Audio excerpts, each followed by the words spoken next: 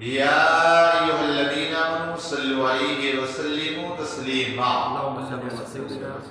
اللهم صل على سيدنا مولانا محمد بارك وسلم صلوا عليه صلاة وسلام عليك سيدي يا رسول الله صلى الله تعالى عليه وسلم بسم الله الرحمن الرحيم ولا نكلف نفسا إلا وسعها ولدينا كتاب ينطق بالحق وهم لا يظلمون بل قلوبهم في غمرة من هذا ولهم أعمال من دون ذلك هم لها عاملون. اور ہم کسی جان پر بوجھ نہیں رکھتے مگر اس کی طاقت بھر، اور ہمارے پاس ایک کتاب ہے کہ حق بولتی ہے اور ان پر ظلم نہ ہوگا، بلکہ ان کے دل اس سے غفلت میں ہیں اور ان کے کام ان کاموں سے جدا ہیں جنہیں وہ کر رہے ہیں. کل آپ نے سنا کہ مومن سے اگر کوئی گناہ ہو جائے تو وہ بے قرار ہو جاتا ہے، اور اگر منافق ہے کافر ہے تو اسے کوئی فرق نہیں ہوتا. آج اس آیت کریمہ میں اللہ نے فرمایا کہ کسی انسان پر اس کی طاقت سے زیادہ بوجھ نہیں ڈالتے. اللہ نے دنیا میں بھیجا ہے، آپ جتنا برداشت کر سکتے ہیں اللہ نے اتنا ہی آپ پر بوجھ ڈالا. آپ یہ نہ سوچیں کہ کبھی کوئی مالدار کو دیکھے یار یہ تو کتنا مالدار ہے، آپ میں کچھ نہیں. اللہ کو معلوم ہے کہ میرا یہ بندہ برداشت کر لے گا، لیکن وہ سیٹھیوں کو اگر غریب بنا دے برداشت نہیں کر پائے. یہ بھی اللہ کا فضل ہے، سمجھے نا. اللہ تعالیٰ جس حال میں رکھے نا اس کا فضل ہی ہے، سمجھے نا. یہ نہ سوچو کہ یار میں اتنا غریب ہوں، میں ایسا ہوں ویسا ہوں. سامنے والا ہو سکتا ہے برداشت نہ کر پائے، اس کے اندر یہ طاقت نہ ہوتی، سمجھے نا. تو اللہ تعالیٰ فرماتا ہے بندہ جتنا برداشت کر سکتا ہے میں اس کو اتنا ہی بوجھ ڈالتا ہوں. آپ دیکھیں جتنی بھی عبادت ہے، ابھی آپ دیکھیں بندہ بڑا لڑکا بالغ نہیں ہوا اس کے اوپر کوئی عبادت فرض نہیں، نہ نماز نہ روزہ نہ زکوٰۃ، آج کوئی چیز فرض نہیں. اب کرے تو اچھا ہے. آپ دیکھیں نماز کسی بھی حال میں معاف نہیں، معاف ہے نہیں. لیکن یہی نماز آپ دیکھیں اللہ نے ہمارے اوپر بوجھ نہیں ڈالا. اگر آپ کھڑے ہو کے پڑھ سکتے تو کھڑے ہو کے پڑھو، نہیں پڑھ سکتے بیٹھ کے پڑھو، بیٹھ کے نہیں پڑھ سکتے تو لیٹ کے پڑھو، لیٹ کے نہیں پڑھ سکتے اشارے سے پڑھو. اب اگر پھر بھی نہیں ہو سکتا ہے تو اب اللہ نے کہا معاف، سمجھے نا. تو آپ پر یہ تو نہیں ہے کہ آپ کھڑے نہیں ہو پر زبردستی کھڑا ہو کے پڑھ رہے ہیں زبردستی. آپ جس بھی حال میں ہو لیکن نماز معاف نہیں جب تک آپ کی عقل ہے، لیکن معاف نہیں. تو یہ سوال پیدا ہوتا ہے کہ بندہ جب ظاہر سی بات ہے لیٹا ہے اشارے سے پڑھا تو آخر یہ نماز معاف کیوں نہیں؟ اللہ چاہتا ہے کہ میرا تعلق جو میرے بندے سے وہ برقرار ہے، میرا جو کنیکشن ہے میرے بندے سے وہ ٹوٹے نہ پائے. اس لیے کہ سکون اللہ نے اپنی یاد میں رکھا ہے، سمجھے نا. اس لیے اللہ چاہتا ہے کہ اگر اشارے سے پڑھ سکتے ہو تم پڑھو، میں قبول کروں، سمجھے نا. تو آپ دیکھیں نماز بھی اللہ نے فرض کی تو زبردستی نہیں، سمجھے نا. سفر میں رہتے ہیں، سفر میں آپ گئے تو وہاں پر ظاہر سی بات ہے انسان کے لیے دشواریاں ہوتی ہیں، تو اللہ نے کہا ٹھیک ہے تم 4 والی 2 پڑھو، چلے ثواب میں کمی نہیں، 2 ہی پڑھو ثواب 4. آپ دیکھیں اللہ نے بوجھ ڈالا میں طاقت سے زیادہ نہیں، پڑھو تو 4 کا ثواب. دوسری عبادت دیکھ لیں، روزہ دیکھ لیں. رمضان المبارک آ گیا، ہر مسلمان عاقل بالغ پر رمضان المبارک کے روزے فرض. لیکن اگر آپ بیمار ہیں تو اللہ کہتا ہے اب تم روزے نہ رکھو، سمجھے نا. اب اس روزے کو تم بعد میں رکھو ثواب تمہیں پورا ملے، سمجھے نا. ٹینشن نہ لو. اللہ نے ہمارے پر زبردستی کو نہیں رکھنا ہی ہے. سفر میں جا رہے دشواریاں ہیں نہ رکھو، اسے چھوڑ دو، واپس آؤ گھر میں بعد میں رکھو. چلے بوجھ بنائے، طاقت سے زیادہ بوجھ ڈالا. زکوٰۃ دیکھو، زکوٰۃ غریب پر فرض ہے نہیں، مال ہے تو دینا. اور اگر مال دیا تو مال دینے میں فائدہ کیا ہے؟ اللہ فرماتا ہے وہ تمہارا مال جو ہے نا میری امان میں آ جائے. اب وہ چوری سے بھی بچ جائے گا، ڈاکوؤں سے بھی بچ جائے گا، ہلاک ہونے سے بھی بچ جائے گا۔ لیکن آج جس دور کے اندر ہم ہیں، غریب تو بیچارہ بہت سوچتا کہ میرے پاس ہوتا تو میں یہ کرتا، خواب بڑے بڑے دیکھتا، سمجھے نا۔ اور جو مالدار ہے نا وہ ٹیکس اور جرمانہ سمجھتا ہے، گورنمنٹ کو ٹیکس دے گا، جی ایس ٹی بھرے گا، اس میں اس کے اوپر بھاری نہیں پڑے گا۔ لیکن جب زکوٰۃ کی بات ہے پورے مال کی زکوٰۃ کوئی اندازے سے نکال دیتا، کوئی کیسے نکال دیتا؟ میں نے کہا بھائی اندازے سے نکالو کہ زکوٰۃ ادا نہیں ہے، پہلا پورا جوڑو، اس کے بعد پھر اس کی کیلکولیشن کر کے پھر دیکھو، پھر اس کی زکوٰۃ نکالو۔ اندازے سے زکوٰۃ نہیں ہو سکتی۔ جب اندازے سے جی ایس ٹی نہیں بن سکتے تو اندازے نہیں آتی، سمجھے نا۔ جی ایس ٹی دینے میں تب بھی کوئی تمہارے پاس گارنٹی نہیں کہ تمہارا مال بچے گا یا کب ہڑپ لیا جائے، کوئی ٹھکانا ہے۔ لیکن جب اللہ کے راہ میں تو فائدہ کیا؟ اللہ کہتا ہے اس کے بہت سارے فائدے۔ ایک فائدہ تو یہ کہ تمہارے دل سے مال کی محبت کم ہوگی، ایک فائدہ یہ ہے کہ اللہ کی طرف تمہارا دل لگے گا، ایک فائدہ یہ اللہ کہتا ہے تم ایک دو کہ میں تمہیں 10 دوں گا، سمجھے نا۔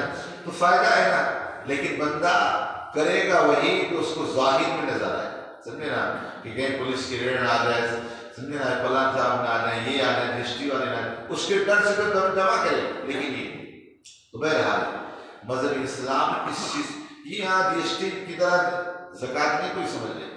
جی ایس ٹی تو آپ کو چاہے دھندا ہو چاہے نہ بھی دینا پڑے، لیکن یہاں نہیں۔ اللہ کہتا اگر مال آ گیا نا، 1 سال ہو گیا اب تو اس سے پہلے آپ کو مال نہیں دے، تو آپ پر زبردستی بوجھ ڈالا گیا نہیں۔ زکوٰۃ کے بعد آپ دیکھیے حج کا معاملہ آتا ہے، کیا حج زبردستی کسی پر؟ غریب پر حج فرض نہیں۔ اگر کوئی بندہ غریب ہے تو اس پر حج فرض نہیں، ہاں اس کے پاس مال ہے تب بھی ایک فرض نہیں۔ کب فرض ہے؟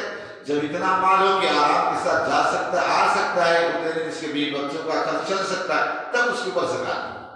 تو کوئی بھی عبادت اللہ تعالیٰ نے ہمارے اوپر پھوڑ نہیں دی، زبردستی پڑھنے دی، تم کر نہیں، طاقت ہے تو کرو۔ اللہ تو کہتا نا میں اتنا ہی تمہارے اوپر بوجھ ڈالتا ہوں جتنا تم برداشت کر سکتے ہو، اگر نہیں کر سکتے تو میں تمہارے اوپر بوجھ نہیں ڈالتا۔ تو کبھی اگر دنیا کے مسائل آئیں تو سمجھ لینے کہ اللہ نے چن لیا، سمجھے نا، پریشان نہ ہو جائے کہ ہاں اس کے لیے اللہ نے چن لیا ہے، اللہ میرے اندر برداشت کی طاقت تھی تو اللہ نے رکھا، اللہ نے دیا، ورنہ اللہ تعالیٰ کی شان ہے کہ اللہ کسی پر اس کی طاقت سے زیادہ بوجھ رکھتا ہی نہیں، سمجھے نا، کسی سے اس کی طاقت سے زیادہ اس پر بوجھ رکھتا ہی نہیں۔ اب آپ دیکھیے حج کا بھی معاملہ ہے، اگر بندہ حج کرتا ہے تو فائدہ کیا ہے؟ آقا ارشاد فرماتے ہیں حج کرو میں تمہیں مالدار بناؤں، حج کرو میں تمہیں گناہوں سے ایسا ستھرا کر دوں جیسے اپنی ماں کے پیٹ سے آج ہی پیدا ہو۔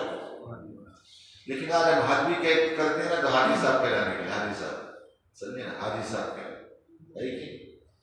یاد رکھیں حج کی قبولیت کی سب سے بڑی دلیل جو بتائی گئی وہ یہ کہ بندہ حج سے واپس آنے کے بعد سدھر گیا، یعنی اس کی زندگی میں چینجنگ آ ہی جائے، اللہ کی طرف لو لگی ہے، سمجھے نا۔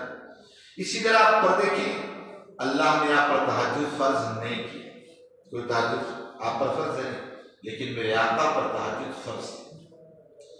اللہ تعالیٰ بندوں کا کتنا خیال رکھتا ہے، کتنا خیال رکھتا ہے کہ آپ سوچو کہ اللہ نے تہجد کی نماز فرض نہیں کی، اللہ نے کیا کہا؟ عشاء پڑھ کے سو جاؤ، فجر پڑھو، پوری رات عبادت کا ثواب، پوری رات عبادت کا ثواب۔ بندہ رب کی طرف بڑھ کے چڑھ کے تو دیکھیے، چل کے تو دیکھیے اللہ تعالیٰ کیسا کرم فرماتا، سمجھے نا۔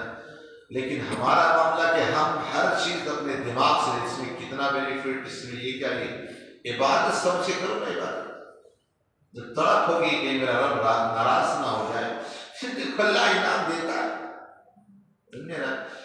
پہلے لوگوں کی اگر نمازیں چھوٹ جاتی نا تڑپ جاتے تھے، بے قرار ہو جاتے، آج نماز چھوٹ جائے ٹھیک ہے پڑھ لیں گے، پڑھ لیں۔ لیکن پہلے ہوتا یہ تھا کہ معاملہ کہ لوگوں کی نمازیں اگر چھوٹ جائے تو بے قرار ہو جاتے۔ ایک اللہ والے تھے، شاید بتا چکا ہوں آپ کو، ایک مرتبہ گزر رہے تھے، فجر کی نماز اور ٹائم ہو گئی تھی کہ تیزی کے ساتھ جا رہے، راستے میں ایک بندہ کھڑا تھا، اس نے سے ٹھوکر ماری نا، وہ نالی میں گئی، واپس آئے دوڑے دوڑے دوڑے फटाफट कपड़ा उपड़ा फेंका, साफ साफ किया, दूसरे कपड़े पहने, फिर चले। जब वहीं पर पहुंचे ना, वही बंदा खड़ा था, ऐसे धीरे से मतलब धक्का मारा ना, वो नाली पे चले गए। अरे दौड़े दौड़े आए, अरे मेरी नमाज, मेरी नमाज, मेरी नमाज, बड़ा परेशान हो गए। आकर कपड़ा फौरन चेंज किए और दूसरी मरतबा में फिर गए, समझे ना। जब दूसरी मरतबा गए उसी तरह हुआ, तीसरी मरतबा फिर गए ना, 2 मरतबा तो उसने धक्का मार किसी तरह गिरा दिया था, कपड़ा खराब हो गया। तीसरी मरतबा जब गए ना तो वहां देखा कि वही बंदा ना चिराग ले पड़ा, चिराग ले पड़ा। कहा कि आप चलिए हमारे साथ, चिराग दिखाता वो मस्जिद तक ले गए। जब मस्जिद पहुंचा ना तो बंदा अंदर जाने लगा तो चिराग के लिए खड़ा। कहा आप भी आप, कहने नहीं आप पढ़ लो। कहा आप मेरे लिए इतनी मदद की और मस्जिद के दरवाजे पर आने के बाद आप मस्जिद में नहीं आते, कह आप पढ़ लो। कहा नहीं आप पढ़ लो, पढ़ लो। कहा क्यों, आप तो यहां तक ले, आप भी आओ। कहा मैं शैतान, कहा मैं शैतान हूं। कहा शैतान नमाज के लिए निकला है, शैतान नमाज के लिए निकला, ये क्या? कहा दर हकीकत मामला ये कि जब तू पहली बार आया था ना और मैंने तुझे मैं ही ठोकर मारा था, मेरा जब ठोकर में गिर गया ना, तो तेरी नमाज की तड़प की वजह से, नमाज की तड़प की वजह से अल्लाह इतना खुश हुआ कि तेरे सारे घर वालों को माफ फरमा, सारे घर वालों की बख्शिश व मग़फ़िरत फरमा दी। कहा जब दूसरी मरतबा आया और इतनी तड़प रखी थी, अल्लाह इतना खुश हुआ, अल्लाह ने पूरे गांव वालों को माफ, पूरे गांव वाले की बख्शिश हो गई। कहा जब तीसरी मरतबा तू आया मैं डर गया, कहीं ऐसा ना हो कि अब की बार गिरा और इसी तरह कहीं पूरी उम्मत की बख्शिश ना हो जाए। मैंने सोचा इतने ही रहे तो अच्छा, इस वजह से मुझे दरवाजे तक, समझे ना। तो ये है, समझ नहीं बात ना, कि अल्लाह रब्बुल इज्जत हम पर कितना फज़ल फरमा, तड़प को रखें, तड़प रखें, उसके मुताबिक फिर देखें अल्लाह तक कैसा करम फरमा। आप देखिए आज हम इतने ढीठ हो गए हैं कि दुनिया के लिए आंसू निकलते, कभी रब के लिए आंसू निकलते। कहा अगर आंखों से आंसू न निकले समझे बदबख्ती क्या, समझे ना।